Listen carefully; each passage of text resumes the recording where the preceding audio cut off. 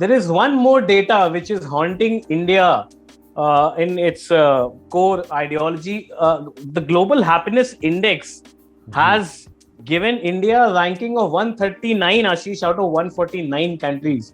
मतलब happiness index जो कि gross domestic per capita per person है, या फिर optimism जो future को लेकर के है, या फिर freedom of choice है, मतलब बहुत सारे देशों से हम पीछे हैं. हालांकि जो आमतौर पे लोग हैं सोशल मीडिया में, they are only comparing themselves to Pakistan, कि पाकिस्तान की 105 रैंकिंग है, हमारी 139 है, but we fare very badly in happiness index as well, आशीष.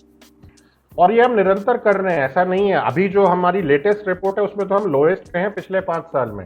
5 साल पहले हमारी रैंकिंग थोड़ी ऊपर थी. हम 117 या कुछ रैंक्ड थे. अब हम व्यूअर्स को बता दें कि world happiness report 2021 was issued by United Nations sustainable development solutions network, which is focused on the effects of COVID-19 and how people all over the world have fared. It is very important for the mindset of the country to be optimistic post a pandemic like this. And Ashish, ranking of 139 is not very encouraging for a lot of youngsters in this country. We are a young country, youngest country in the world.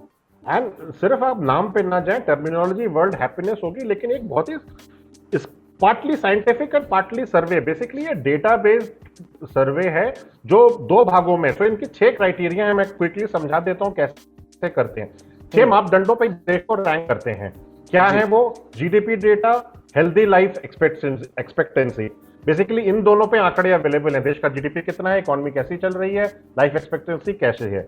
उसके बाद जो बाकी 4 data हैं, जैसे freedom to make life choices, social support, आप कितने उदारवादी हैं, कितने जेनरस हैं, करप्शन का क्या परसेप्शन है आपको अपने देश में. ये जो बाकी हैं ये सर्वे बेस्ड होते हैं. इसमें 3-4 हजार लोगों के फोकस ग्रुप में आप क्वेश्चन भरवाते हैं, उनसे सवाल पूछते हैं और फिर आप स्कोर करते हैं. 0 से 8 के नंबर के बीच में ये स्कोरिंग की जाती है. और जो सबसे टॉप मोस्ट कंट्री है, जो टॉप मोस्ट कंट्री काफी साल से है, फिनलैंड. और अगर आप टॉप 15-17 लोग देखें तो ये सब 7 पॉइंट स्कोर से ऊपर हैं. और जो हम लोग हैं वो 3 पॉइंट समथिंग पे, 4 पॉइंट समथिंग से 2015 के वर्ष में वहां से लुढ़कते लुढ़कते आहिस्ता आहिस्ता हम 3 पॉइंट समथिंग पे आ गए हैं. और ये बेसिकली ये डेवलप्ड कंट्री के लिए ये बहुत ही इंपॉर्टेंट चीज है. ये बहुत सीरियसली ली जाती है. हम शायद इसे मजाक में उड़ा दें, शायद कुछ लोग सीरियसली लाने लगे, हैप्पीनेस इंडेक्स क्या होता है, हम तो खुशी हैं, खुशी जानते हैं, हम फिलोसॉफिकल हो जाते हैं. लेकिन इस तरह से आपकी सोसाइटी का रिफ्लेक्शन है कि सिर्फ ग्रोथ या सिर्फ इकोनॉमी या सिर्फ डेटा नहीं है, आपकी ओवरऑल जिंदगी कैसी गुजर रही है. क्या आप खुश हैं? क्या आप अपनी खुशी, आप सिक्योर महसूस करते हैं अपने देश में? क्या आप खुशी से पैसा देते हैं, डोनेशन देते हैं? क्या आपके पास चॉइसेस हैं? जैसे फॉर एग्जांपल फिनलैंड में और नॉर्वे में आपको मैंडेटरी लीव्स मिलती हैं. आप मदर्स को 1 साल की छुट्टी मिल जाती है, पैसा मिल जाता है. Not only that, Ashish, Finland and Norway जैसे countries में the education of kids up till 12 years is sanctioned by the government, is provided by the government. I mean, there are a lot of other things which are also in play for this. But Canada, UK में health services free हैं. आपका बच्चा born होता है, सब कुछ. बच्चा भी इनफैक्ट स्टेट की प्रॉपर्टी बन जाता है. ये देश की, आप कुछ नहीं कर सकते अगर छोटे बच्चे, मतलब यूके और कनाडा और यूरोपियन कंट्री के तो कानून ऐसे हैं कि साहब अगर आप अपने बच्चे को डांट रहे हैं और आपके नेबर ने कंप्लेन कर दिया तो चाइल्ड सर्विसेज वाले आपको अरेस्ट कर सकते हैं. आके बच्चा स्टेट के पास चला जाएगा.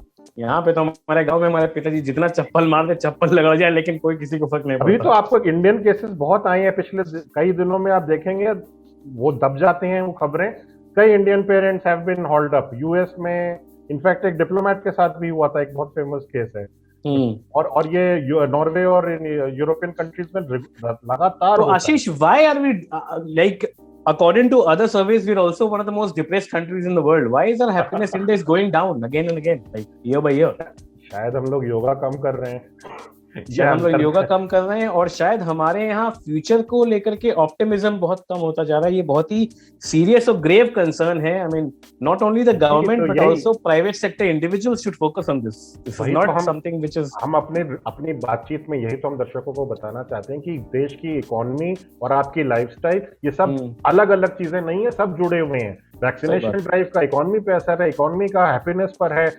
इकोनॉमिक ग्रोथ में आपकी फाइनेंशियल नंबर ही ग्रो नहीं करते हैं. क्या आपका क्वालिटी ऑफ लाइफ, आपके रहन सहन इंप्रूव कर रहा है कि नहीं? अभी हम काफी पीछे हैं साहब, 100 क्रॉस कर जाएं वही बहुत बड़ी बात है।